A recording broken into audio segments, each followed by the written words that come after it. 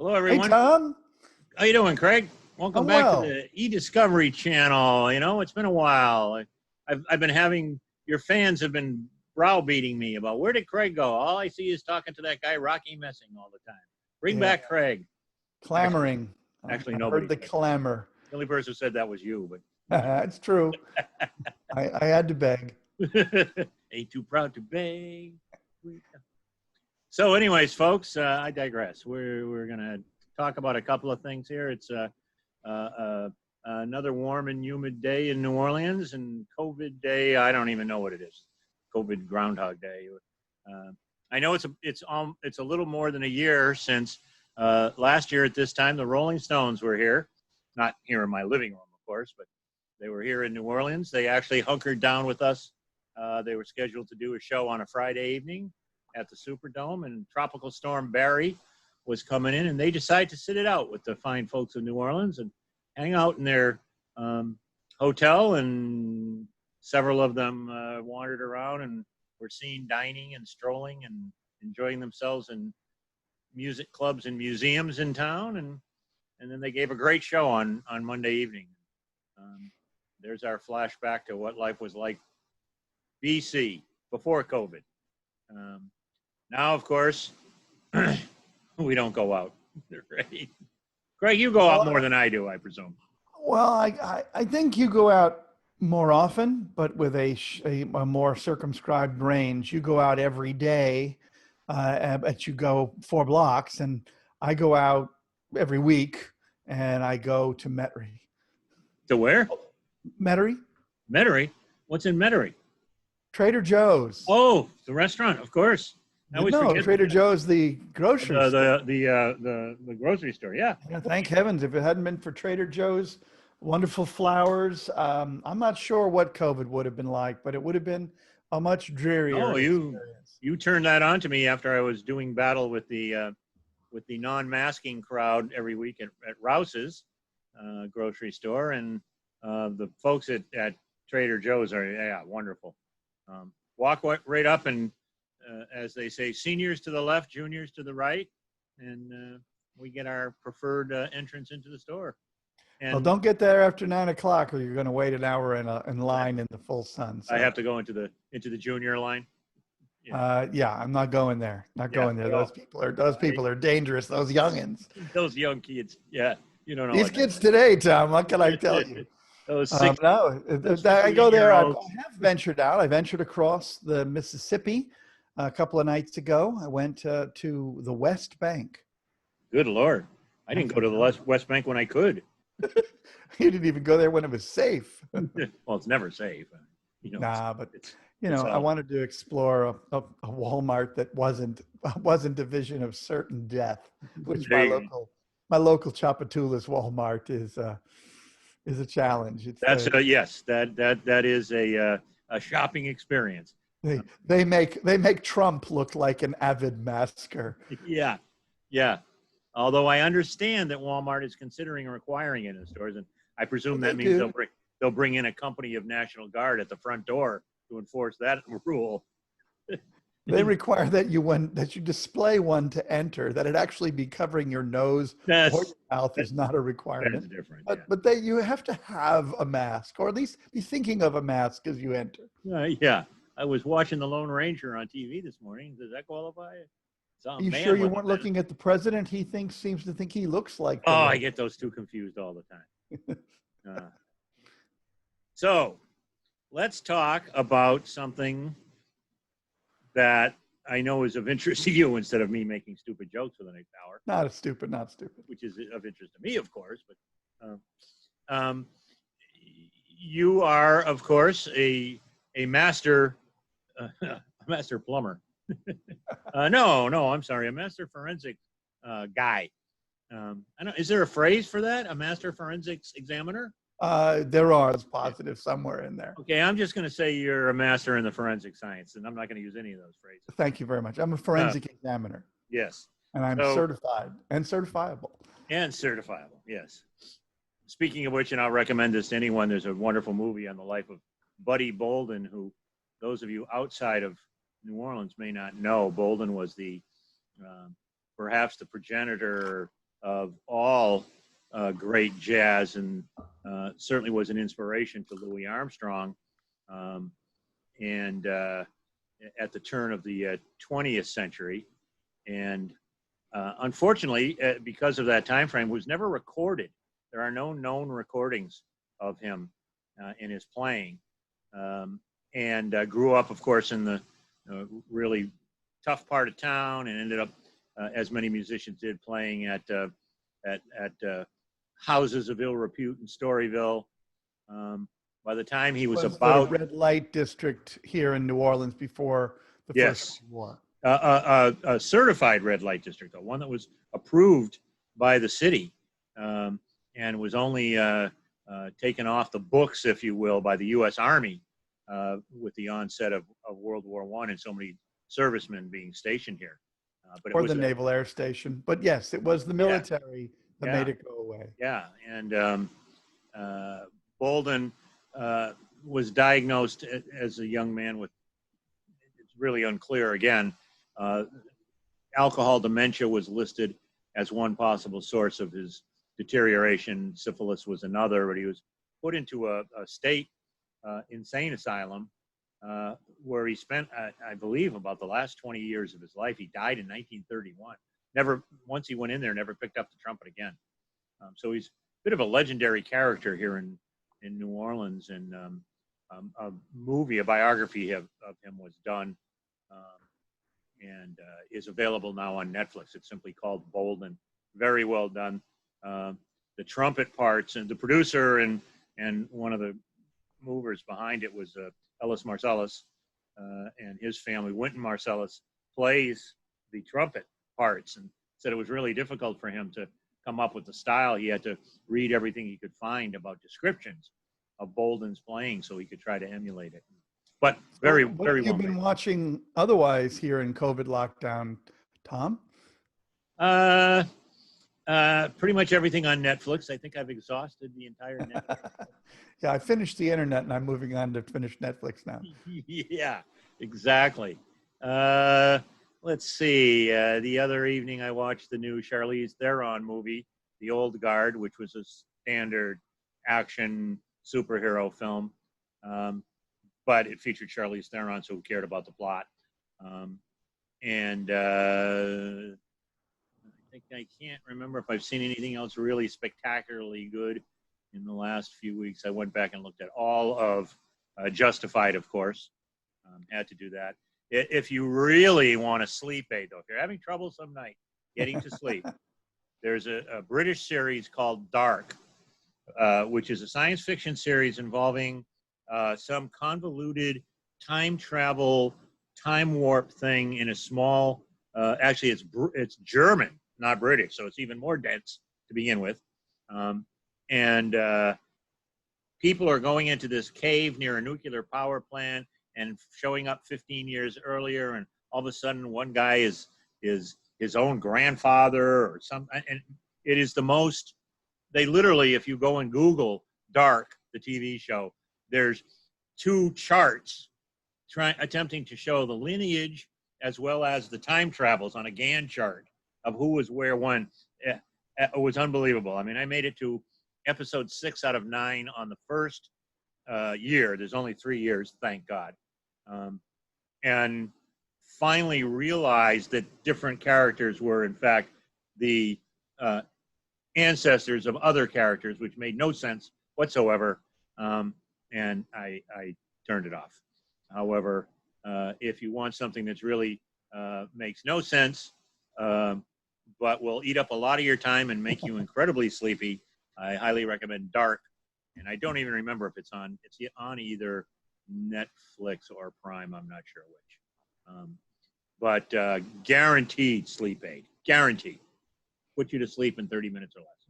Well, I can give something with a little bit more ringing endorsement. Maybe it's good for sleeping for some, but last night I completed binging something called The Young Pope, which I enjoyed very much. Actually, a beautiful, beautiful scenery, fascinating cast, all about the machinations and diabolic power trips and so forth in the Vatican. It was a fascinating look at an alternate universe, and I'm watching. No, I really enjoyed it far more than I thought. And just getting started with my buddy John Malkovich starring in the successor, which is called The New Pope, and I'll have to tell you how that comes out in a future broadcast.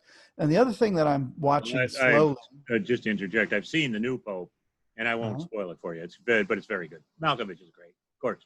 Well, I mean, I've seen. Okay, all right. So I'm Malkovich is great. We'll leave it at that. And so then I'm watching the origin stories, lawyer origin stories. Of course, you and I grew up on reruns of Perry Mason, with Raymond Burr as the person who managed to resolve most of his cases by people breaking down and confessing on the stand, which happens all the time. Absolutely. It doesn't create any undue expectations in my clientele of how things are going to go in trial. No CSI effect there. Hearing you say that, I have another recommendation. It's actually on HBO. Well, let me finish on Perry Mason here. I thought you were done. Mason, this is an origin story. And this is set in old Los Angeles of the 20s and 30s era. And Perry Mason is a down on his heel. Yeah, I've been watching that. Private investigator. I missed this week's episode, so I haven't seen the latest iteration. I've only seen like the first 4 episodes. I've seen all there are. Yeah, John Lithgow, who is a favorite of mine, is also in this. So definitely, if you're a lawyer watching, trying to figure out how this Perry Mason ends up being the distinguished Perry Mason that many of us grew up with, is a bit like trying to watch Better Call Saul and understand how Saul Goodman comes to be. This Perry's a little different. Well, first of all, he isn't even a lawyer yet. Right. Working as an investigator for John Lee, sort of the Paul Drake for John Lithgow. And there is, well, I won't say anymore. No Paul Drake is an African-American cop. Okay, so you can tell the spoilers. I don't think the casting is not a secret. So, and Della Street is a lesbian. So it's been updated in a lot of ways. I don't remember it in the early 1960s. I just don't remember those particular things. In fact, the Paul Drake I remember was about the whitest guy I'd ever seen. This side of albino, if I recall. He was pretty pale, yeah. Well, and he had white hair, if I recall. Yep. Young guy with snow white hair. Yeah, no problem. It was Santa Claus. Kind of like you, Tom. Off-season Santa. Young guy with snow white hair. Striking young man with white hair. Yeah, that's correct. So, are we going to talk about electronic discovery? Or I don't see why we should. Exactly. This is the sort of thing. This always brings me back. You've heard this story before, but I'm old, and so I tell the same story over and over again. So, deal with it.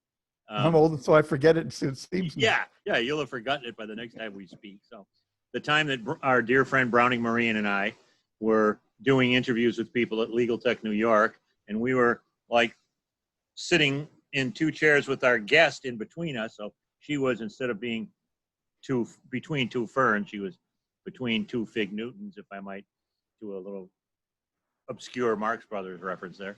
And we started the cameras rolling, and Browning leans across her and says hi to me and hi to everybody. And he asked me a question, and I answer, and we start talking. And all of a sudden, we're off on Bob and Ray and some obscure reference to San Diego and the U.S. Navy.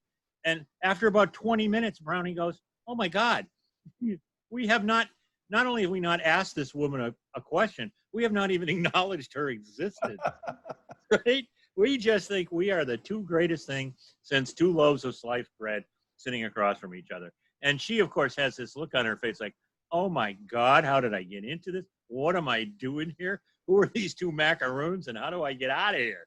Right? May I interject for the benefit of those of us under the age of 70? Bob and Ray, was it Ray Gould? Ray Goulding. Ray Goulding, and Bob Elliott. Mm-hmm. Right, Bob. Anyway, these are 2 guys who became comedians in literally 1923. And so if you've never heard of Bob and Ray, the 2 and only. No problem. You're in the majority, but we do want to bring a little context. So consider me kind of like the little footnote at the bottom of Tom's page here. Yes. the harbinger of useless information. So Bob and Ray were a corny but much loved comedy duo of the day. Yes, much loved in New England, where they came from, as did Browning and I. And so that actually was one of the major sources of our bonding. When he learned that I was a Bob and Ray fan, he See, thought I could. people again who don't have the benefit, there ought to be a drinking game based on our broadcast, Tom, where people have to take a drink if Browning's name comes up, if you mention Notre Dame, or if you mention Saints football, or Bob and Ray, or Mel Brooks, or et cetera, et cetera. And basically, people would have to take a drink.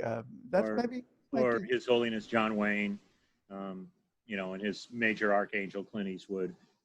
There's just certain people that have a amount of reverence that's due to them. So, okay. Well, okay. So there you go. I'm done. I got to take a nap. I'm worn out. Well, we've been going for what? Almost 30 minutes now. There you go. 3 minutes now. Ah, perfect. So, all right. So here's an e-discovery question for you. Is it a big E or a little e at the beginning? I always get confused. Capital E or small e? Depends upon. If it comes to the beginning of a sentence, I capitalize e-discovery. Right. I don't capitalize the E in the middle of a sentence. So I've used the small e. I continue to use the hyphenated version. I know many people have dispensed with the hyphen, which makes a big difference in terms of search and indexing for electronic discovery, if there's a hyphen there or not. But that's correct. That. Okay. The real question I was going to ask, I didn't think you'd take me seriously for once and actually answer a phony baloney question. One thing I have noticed during this enforced sheltering in place. You've had 5 months. One thing would be about par for the course. I'm that sort of an attentive guy. I'm really aware of my surroundings. Or actually, I never go out anyway, so I didn't know for 2 months that we were sheltering in place. What do you mean I can't go out? What's this mask thing? What's everybody talking about? I have had a lot of calls from and discussions with people who have talked about forensics collection, which, again, is a matter near and dear to your heart. And because of the restrictions on for corporations who might normally do in-house collections, and now there's nobody there to do it, or in the case of firms who would send somebody in person to do a collection for a client, and those people are reluctant to do so. That remote collections have really seemed to spike up, at least down here. Is that any observations on that issue? Sure. Remote collections is interesting. COVID has dealt kind of a double whammy that I observe where remote collections. On the one hand, you have traditional collections, or if you will, collections from traditional corporate and personal sources that have been complicated by the distancing and the risks associated with COVID. At the same time, you have another form of remote collection issue raised by the fact that we are no longer working within centralized office settings where certain regularized processes had been in place to ensure that the work product of employees would be consolidated and settle in places where they're expected to be found. So now we have Zoom recordings that are new forms of discoverable information, new collaborative tools, people accumulating work product documents on their home machines.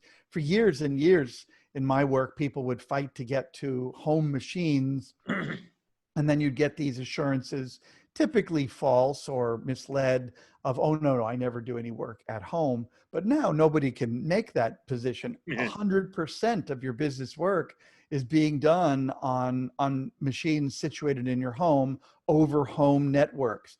Even your paper records are now finding their way into haphazard and ad hoc management systems in your home. So you've got, old paper records moving back and forth. You've got people mixing personal with business. You've got witnesses in terms of family members that are hearing highly confidential, privileged conversations. You've got a whole bunch of stuff coming out of COVID that nobody is really thinking about it very much right now, because we're just, we're struggling to put one foot in front of another as we have new setbacks, and, and um, all the misperceptions, all the bad advice that were being circulated from the top down. We don't need to point any fingers at the president of the United States, but I'll just use initial DT so I don't name names. That all the bad information, like it was going to burn off. Well, I don't. It's 100 degrees here, Tom. You smell any burning COVID? No, I don't either. And it's 115 in Arizona, and they're setting records. Florida's setting records. No, COVID is very much with us, despite the oven-like heat out there, and will be. And that's what we're grappling with now. The third layer of this, the first two layers I mentioned, it's harder to do because of distancing and fear. It's in different places, in different forms because of COVID. And we don't know how long this is going to last. How long can we get by with, okay, where the court will forgive us for not doing this because it's COVID, to this is going to be with us for another year or more. I can excuse you for 3 or 4 months, but after that, your party's needed to actually do it because life has to go on. So what does that mean in terms of actual collection? So you mentioned Zoom, for example. You were telling me earlier today about some interesting features, if you will, or the abilities that Zoom gives you to get material. Talk about that a little bit. Well, one of the fascinating things about the future is humans largely incapability of accurately predicting the future. We'll get some things right, and then something will be crazy. And anytime, I grew up in an era of World's Fairs. You may remember World's Fairs, Tom. They pretty much disappeared, but it used to be every 4 or 5 years, kind of like the Olympics. Some country would do a World's Fair, and you would dutifully, if you could, trek to it. In New York, right? 64 and 65 were, for me, the most formative World's Fair years, because I grew up in New York, and so going to the World's Fair was a big deal to me when I was, but that would be 7 and 8 years old. But I mentioned it because anytime they would always have some kind of a diorama of the world of the future, and invariably it would be monorails and flying cars and people wearing Mylar clothing and so forth. We all see these visions of the future, and we're really not that good not only predicting the future 20 or 30 years hence. I mean, look at 2001: A Space Odyssey. We've sort of stumbled on the moon a little bit. By no means do we have the kind of literally interstellar travel of 2001 or anything close, but I digress. Point is that we don't have the ability to predict the future very well. And there always are good things and unforeseen bad things. One of the unforeseen good things of COVID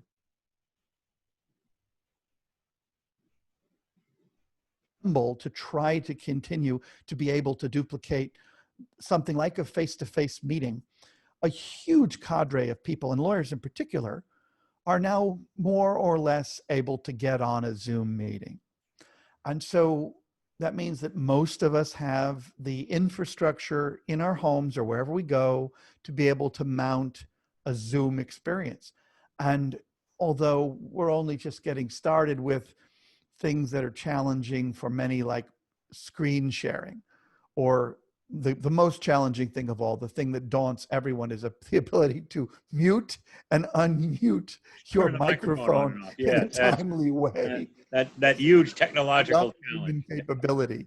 Unbelievable. But we all do lots of Zoom meetings, but the microphone unmute capability, this is right up there with nuclear fission and string theory for most of us. So anyway, you'd think people who could master the rule in Shelley's case would be able to handle an on and off switch, but you would think so. Try the space bar next time, folks. But one thing that it does mean is that we can now routinely say with confidence that virtually everyone has the ability to do a screen share, to be able to share any screen on their machine that they choose with one or more other viewers and importantly, to be able to tender control of the mouse and keypad to another viewer.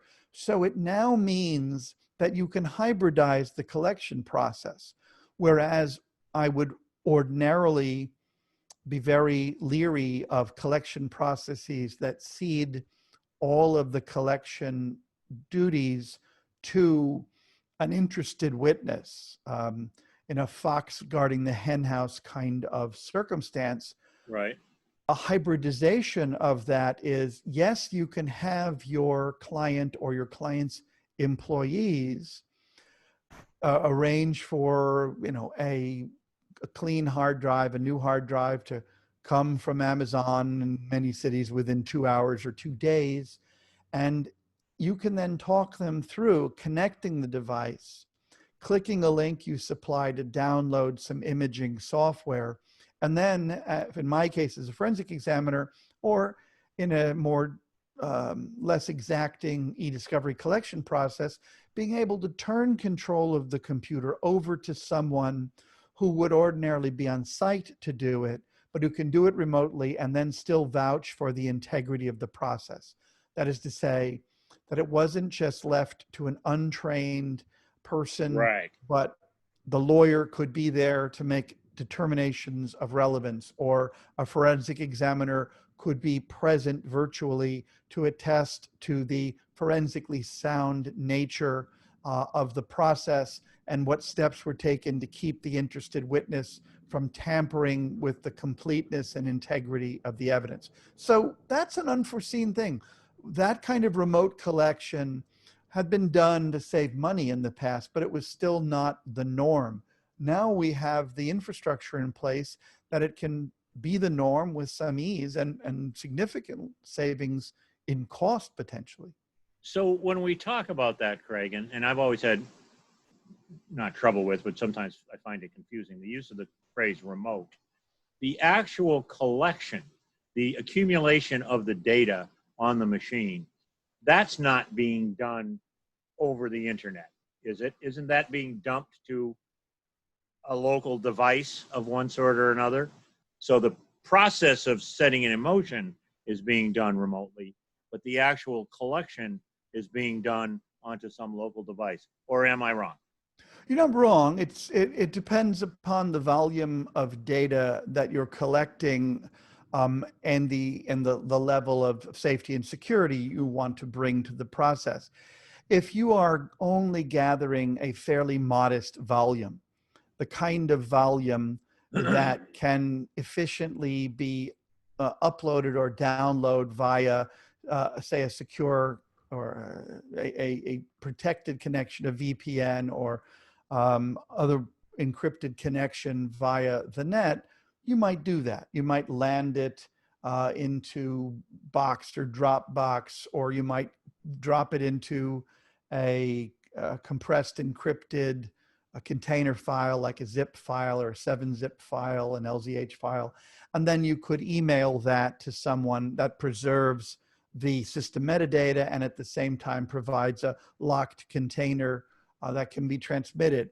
But when you start talking about hundreds of gigabytes or certainly And I was terabytes, just going to say, I'm sorry to interrupt, but you said moderate amount. Where do you set that threshold? Yeah, roughly. you know, I Depends. think in a sense, depending upon the nature of the security, I'm comfortable moving something under, I'll pull a number out of the air, 100 megabytes of data. Okay. I can see that as being a fairly efficient transfer, a volume of data that I can see upload and confirm that I got it pretty quickly. When you start getting up into gigabyte volumes, then I think that you're probably going to lose some of the efficiencies, especially if you're dealing with someone whose home connection has a very limited upload speed. It's not unusual to see tightened down upload speeds on home computing That connections. was going to be my other question. How much does the local system, whether it's cable access or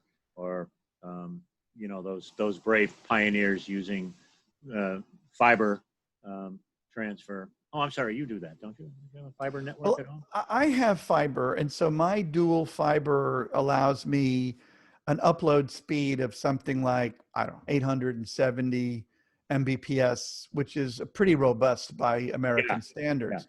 But it's not unusual to see something between closer to 30 or 50.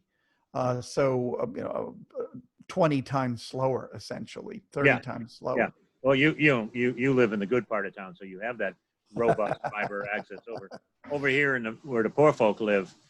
We of course are still depending upon plain old Cox cable, you know, copper being shared with 5 million other people on my block to do that. So, but yeah, We still put a candle in the window to signal to the constable as he does his walks with his that's truncheon each night. that's Yes, right. it is New The Orleans. We do still light our homes with gas, after all. no, of course, if you can, Really, if well, it's who's got the available. kind of money for gas? I'm Yeah, still burning whale oil. you know, if the coal man won't stop at your house, I suppose. That's it. But yeah, that was one of my questions, so and I can check that off my list now. But yeah, the average person working at home maybe just at a much slower rate of transfer, so the volume becomes problematic as well. Absolutely. So, rule of thumb, if you're going to be doing a forensic collection of a device, so that you're essentially talking about collecting the entire contents of a hard drive, the entry level Yeah, size, which is likely to be a terabyte, then you're going to be looking at a local acquisition to local media, which means essentially both hard drives, both the target hard drive and the evidence hard drive, are going to be in the hands of the person you are talking through the right. acquisition, that kind of remote.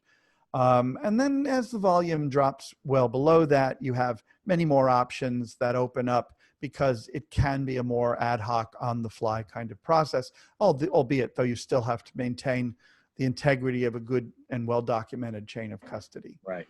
So, So Michael, that's another thing that Zoom does. I mean, yeah, if I were, Tom, if I were tasked with having to collect your computer, all right, or your iPhone, or your what? whatever Android phone, your Yeah, phone. iPhone. Well, I'm sorry. But what's that? I know you said you don't live on the iPhone part of town. You all are still on the tin cup and string part of town. I know you're going to tell me that next. This is the droid you're looking for. So if I were to collect that, and you're saying, Craig, you know, we're friends, but I'm COVID lockdown. Okay. You're not getting within 6 feet of my front door. So my options are then I either get to your home, I ask you to put it out on your front door. I've got alcohol wipes and everything to protect myself. And then I have to literally take it out to sit on your porch or take it to the driveway or in my car, depending upon how far away I am.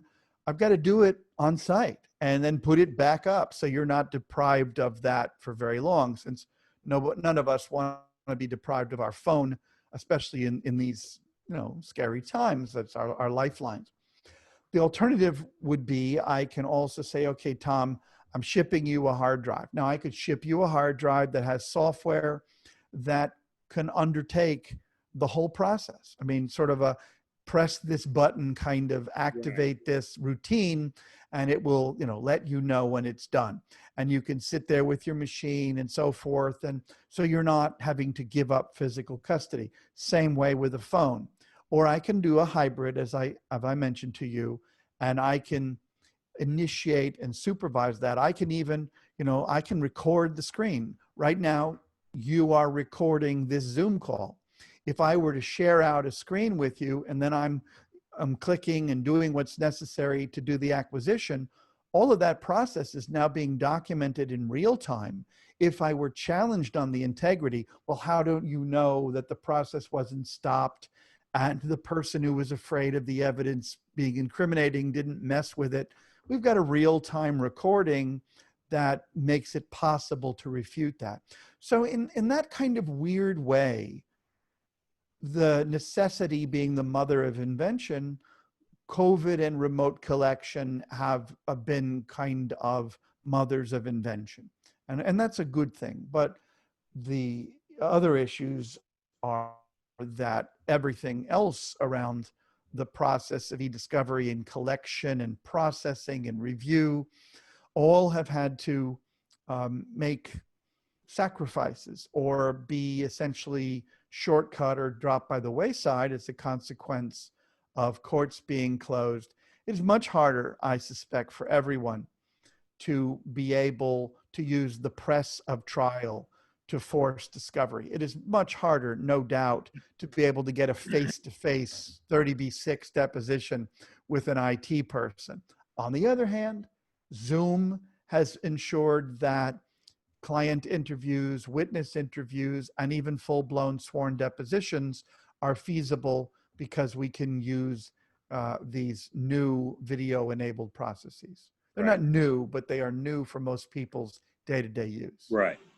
So the question, and it's being asked about a lot of things in our space that are changing now, is do you think people will come to rely more on this type of technology even after the COVID disaster, pandemic threat is diminished? That is to say, when things, I don't think we're going to go back to normal. I think when the new normal comes into play and people are moving around more, do you think these tools or this type of tool, remote collection, will still retain its attraction to folks? Or will people want to get back to doing them in person? Whatever people want ultimately won't matter, because there's an old saying I grew up with. I don't know if these old sayings are still around, but it used to be, money talks, nobody walks. Did you ever hear that phrase? Something similar to it, and not quite that, but I've heard that, yeah. Well, it got shortened to money talks. But when I was growing up in New York, I don't know, maybe it was some sales pitch or whatever, but it was money talks, nobody walks. And that's just a way of saying, as long as we are seeing, that means money talks, nobody's going to drive, nobody's going to fly, nobody's going to have the catered drinks in the meeting room for a lot of things that can be done this way. So the moneyed elite that dictate how things are done in litigation in America are going to say, hey, we like some of these savings. We don't feel we need a physical location in every city. We're finding ways to economize. So yeah, I think much of this will become the abnormal will become the normal.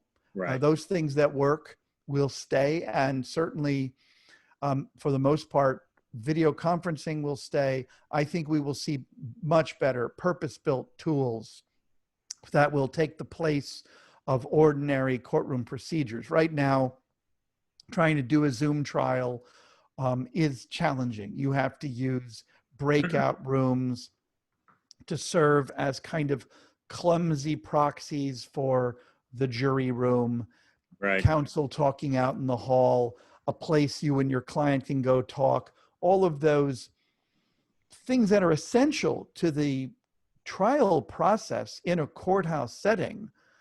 These impromptu conferences in the hallway, in the jury room, in counsel's room, in chambers, all of those have to find their electronic analogs. Right. And the Zoom breakout rooms are, just as I say, they're a bit kludgy, clumsy. So I think we will see either Zoom begin to have specialty products or new competitors come into the marketplace. And I think very quickly, meaning in the law very quickly, within 2 years, we will see a lot of these things become a stable and routine part of the daily practice. There's a lot of this we don't want to go back to. There's a lot of working from home that I think is going to be retained. That doesn't mean that you won't still drive downtown to the mothership and go out to lunch and do the kinds of social face-to-face body language experiences that make for bonds, that make for trustworthy relationships. Yeah. That's going to come back. Certainly, I don't think it's going to come back the way it did. I mean, there's an old, we are thinking a lot about the era of the First World War now, because we hearken back to 1918, immediately following the war, and the war being the progenitor of the mass Spanish flu pandemic here in the United States. Neither you nor I witnessed that, despite your long white beard. And so I just missed it. Go ahead. I just missed it. I missed it by a couple of years. This much, just Yeah. missed it by this much, Yeah. as Maxwell Smart used to say. Um, so I think we're looking back, and there was an old song of the First World War. It was called "How You Gonna Keep Them Down on the Farm Now That They've Seen Paris," and it spoke to the issue that before the First World War, virtually everyone in this country, except those who lived in the biggest cities, had never been more than 20 miles from the place they were born in their lifetime. Yep. And suddenly they found themselves in the trenches in Belgium and what have you, or in Paris. And so America didn't go back to the strictly agrarian existence that it had. These sea changes, whether it be the Civil War, the First World War, the Second World War, the first pandemic, this pandemic, 9/11, we can look at things, the Great Depression. America didn't just go back to being what it was. The world didn't go back, and we won't either. There will be positives. There will be adaptions. There will be innovations that will come out of this, and there will be many more tragedies. I mean, not just the sheer and obvious tragedy of death, but of entire businesses eviscerated, of the spiraling effect. I mean, what happens to plaintiffs' lawyers who can't get cases to trial in the next year, 18 months as a practical matter? And then what happens to court reporting services? What happens to the catering services that take care of that? What happens to the coffee shop and the courthouse? And we can begin spiraling this out. All the e-discovery providers are doing okay right now. They're hanging in for, what's a huge kick forward for things like O365. You and Rocky Messing have been talking in many of these broadcasts about O365. The move to the cloud will be, which was already a behemoth rolling, it's only going to continue. And so we will be doing e-discovery more and more from the cloud and less from localized hard drives and on-premises service. I've almost lulled you to sleep there, Tom, but I'm going to let you talk now to see if you can come back. Well, I would lose my access to Rocky at Microsoft if I didn't point out that it's no longer O365. Oh, correct. Microsoft 365. M365. Yeah. M365. Yeah. So just, fine point. Well, you touched on what we wanted to segue into as our second subject, which is that these enormous changes, we've both said it in slightly different ways. We're not going to go back to the old way. We're not going to, the old normal. There's a new normal coming. The forensics collection, the remote collection is one example. Litigation in general, as we know, well before COVID, trials were on the downswing, on more like a real downswing. Like literally right at or under 1% in the federal courts. Yes. Yeah, and well under 10% in state courts, I think. And if you took off certain things like eviction and detainer actions and right. family law cases, the numbers became even more dramatic. Yeah. The civil trial is largely gone. Yeah. Yeah. So we've got, that sort of stress on folks. And now we've got all the stress of the shelter in place, of worrying about things like taking care of your children, then having, the children go back to school, not go back to school, everything. I think the important thing is to try to step back a little bit if you can, and look at this, as you mentioned a moment ago. This is something that's going to continue certainly till the end of this calendar year, and I think well into this time next year. And I think we're being optimistic to think it will be resolved even by then. But it's going to require some, and one of the reasons I want to ask about the remote collection is because it's going to require people taking a look at their business practices, how they work, the tools that they need. You and I, as well as a number of other people, have been talking about technical competence for quite some time before all of this came about. And now it's it's required. We joke about the on and off switch, but the microphone switch. But having the ability to deal with these sorts of things, to know how to things that we take for granted, but to know how to work with a service like Box, to know how to handle plugging in a remote drive and talking to somebody over the phone to say, now do this, now do that. It's changed, and it's not going to change back. We as a profession have to understand some skill level that you and I would probably consider fairly rudimentary, but we can't be so presumptuous anymore.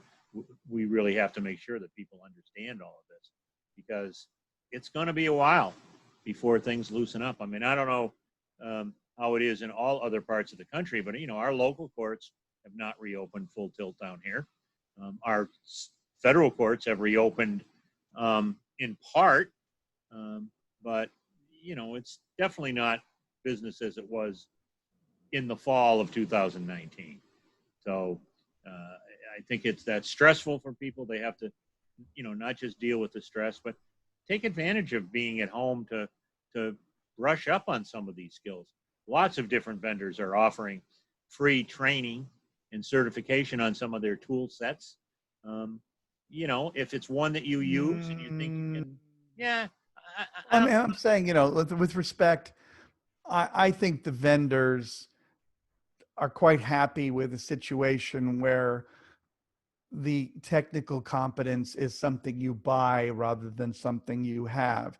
And so the nature of a lot of the vendor programs I see aren't the kind of technical competence that I think you and I, Tom, deem necessary, a bit more hands-on. Right. Most of them tend to be, here's the law because we know you want the law, but they're not teaching skills that would allow lawyers to dispense with buying more of the vendor services. Oh, no, I think that, they're offering skill enhancement in their product, but I can tell you, in working with a variety of different products with a variety of different lawyers, I would love it if they were a little bit more skilled in the products that they use.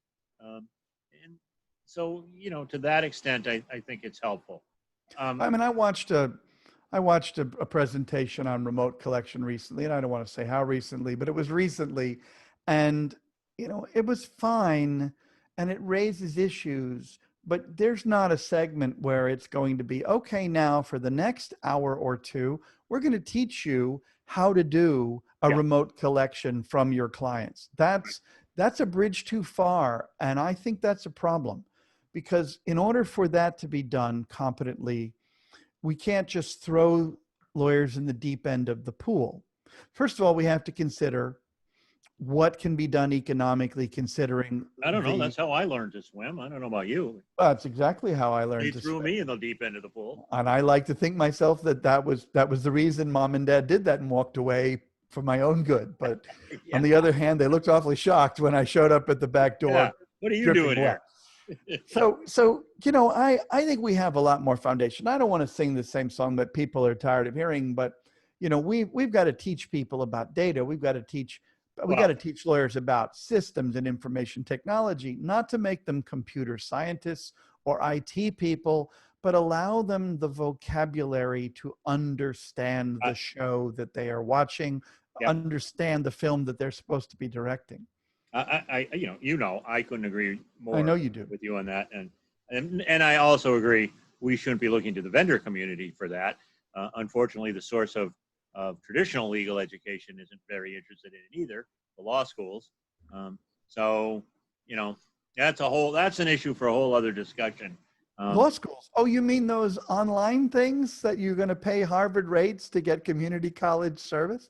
Yeah. Oh, that's not, there's not hardly anybody in my world is nothing but law schools. I work for 2 law schools, Tulane this fall, and this past spring, University of Texas Law School. Yeah. And so, I mean, I start a new class in less than 30 days, and I'm still not clear from the administration if I'm going to go into the campus to teach my class, or I'm going to teach it online, or if I'm going to teach it in a hybrid way, where sometimes there'll be students in class and sometimes they'll stay home.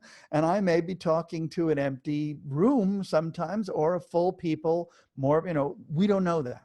You don't But know. what Yep. you raised, let me go back to the beginning of what you raised, Tom, and I'm going to be the bearer of unwelcome tidings. But I think that it is much better for us as a people to come face to face with the truth and begin to plan and devote our resources and our training appropriately than it is to be sold an optimistic bill of goods that isn't going to come to pass. Yes, schools may reopen next month, but there's a great likelihood that 2 to 4 weeks in, with an enormous spike in transmission, that they may shut down again, something we're seeing with everything from bars to restaurants to offices, that suddenly the propagation is bad. Now, the propagation from a limited opening of bars was one thing. Bars are a bad place to get it. But we've always known that young children in school and college students, for that matter, are nothing but walking incubators in t-shirts. And anybody who's been a preschool teacher, an elementary school teacher, a young parent knows that they bring home everything. And it's even discussed in epidemiological circles that you open schools with the purpose of actually spreading COVID or spreading a disease in a controlled way as a way to titrate the process of herd immunity. So here is Ball's bottom line. Uh-oh. Even if we were to have a viable and tested candidate vaccine by Christmas, Yes. we could not generate the resources to gin out and distribute and administer upwards of 100 million doses in the United States alone for at least a 6-month to 1 year period beyond that, and perhaps longer. So we should not be planning in the legal technical community for Legal Tech New York to be a face-to-face event.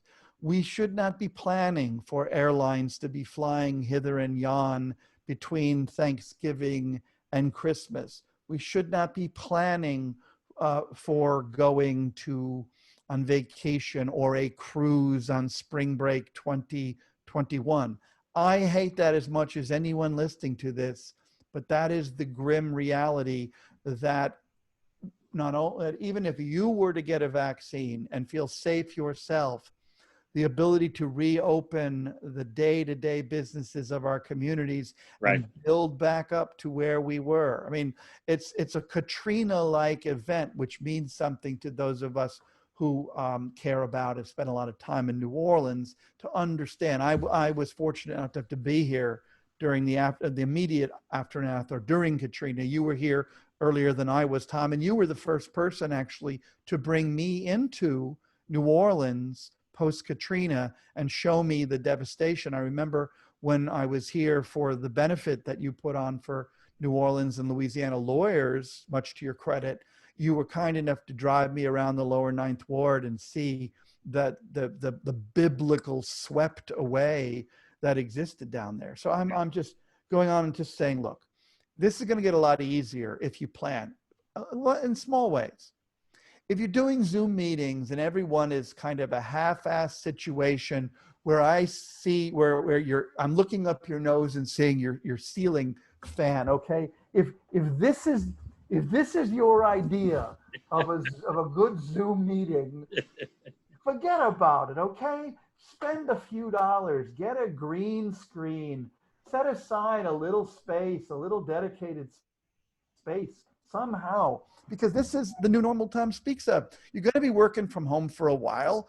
Find a way to make it work. Maybe this is the time you do spring for the better internet. Maybe this is the time you do buy a real camera instead of you're trying to use your laptop. Maybe you do get a microphone and buy the $10 or $12 articulated arm, and you can be sure the quality of it. Is that a microphone? I thought you were like, This is actually it is a microphone. It's called a blue snowball, I not thought you blue. were, It's a white blue snowball, I and thought it's you were beaming like a a small Death Star. screen Yes. of the Star Wars movie there for a second. Yeah. These are not you. I am your father, Luke. These are not the droids you're looking for, as you said earlier. So yeah, no, this is a microphone, and it matters. I mean, Yeah. I think the quality. I have a voice. You know, I used to say there's an old joke. You know, you have a face for radio. Well, I have a voice for nothing. I don't have that. I'm a terrible substitute for Browning Moran. Browning had the most mellifluous, FM radio kind of voice, and Yeah. I have this scratchy grady thing. So take the time to get a good mic. Take the time to set up a camera that's not always going to be, something you have to mess with. If you want a background that's not your kitchen, get a green screen that clamps to the back of your chair, or in my case, there's a green screen behind me. I didn't mean to have that conversation, but No, I think that's work. what I wanted to close on is people need to think about this strategically. We're not talking about, we're not here to give you a tip about one little technical tool, but to make this part of a reminder that you need to think about these things, because this is reality,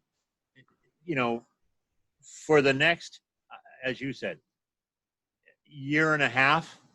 And in some cases, some of these things may just continue to be the new reality for the rest of Well, your life. it moves from pandemic to endemic. Yeah. And there's a belief that COVID-19 will become an endemic situation. Yes, we will have a herd immunity, and yes, hopefully, as importantly, we'll develop some better and more reliable treatments that will significantly mediate the risks of this. But we still don't know a lot about this disease. We don't know much about its mutability, its capability to mutate into something else. We don't know much about its long-term effects on organ systems, on brains. I mean, I was reading something today that somebody suggested that people who are exposed to COVID have periods of lack of mental acuity and fuzziness before they, perhaps as much as a week or two before they develop, respiratory symptoms. Folks listening, I am not saying that's true. I have no idea. I am not a doctor. I don't play one on TV even. But you hear these things, and we're now 5 months in America in a big way. It's about time that we should understand more about what treatments work, what prophylactics we can take beyond the very obvious ones of dual masking. That's the no-brainer, right? I mean, I don't need to be an epidemiologist or specialist in infectious diseases to know that less stuff is going to spew from my mouth this way than this way, right? That's not genius stuff. And so we'll find ways. If everybody masked, this thing would largely go away. I mean, in terms of its day-to-day impact, but what a political football that has become. Yeah. Well, and more important for our practice purposes, as I said, and I just can't repeat this enough to people, this is not something that's going to go back to the way it was in the fall of 2019. Some of these tools are going to become standard practice tools, and you need to become familiar with them, become adept at using them, understand how they work. So, okay. We're going back quite a ways, but you have to be of a certain age. But there was sex before AIDS, for example, and then there was sex after AIDS. And whether you were straight or gay or whatever your orientation, it impacted anyone who was sexually active or had a blood transfusion. And so the life that way of the 70s is never coming back. The promiscuity and lack of accountability that I grew up with, and that made for a wonderful teenage and 20s, that's never coming back. Most of you listening don't even know what the world was like that way. You've always had to be careful. You've always had to consider the consequences of STDs in a way that we didn't. And that's going to be the new normal going forward with regard to disease. Dealing with the virus, yeah. Right. And then it'll fade in time, and we'll go back to all of the old good, bad habits. And, life always repeats itself. Life is always an echo of itself. But by then I will have faded in time also. So, Absolutely. And well, speaking of time, I think we've about exhausted our welcome here today. did we have a welcome? If people are still listening, yeah. Greg, thanks again for taking the time though to chat with us. And I hope that you are able to enjoy the rest of the week. We're getting a little bit of, I can see out the window here, it's been raining off and on, so the temperature's probably dropped down to a balmy 88 out there. But enjoy yourself and stay safe. Thank you. And listeners, we here in New Orleans, we are a town that is built to offer you hospitality, excellent food, fantastic music, amazing architecture, and the friendliest people in America. And we know you can't really come down and be with us face to face for a while, but we're doing our very best down here to keep our favorite institutions as alive as we can. I'm mourning the loss this week of K. Paul's Kitchen, Paul Prudhomme's iconic restaurant, and we're going to lose a lot, but we'll still keep the light on for you when it's safe for you to come join us again. You got to come down and let nobody. You can't know New Orleans till you see it through Tom's and my eyes. There you go. Thanks so much, Greg. Bye-bye. Take care.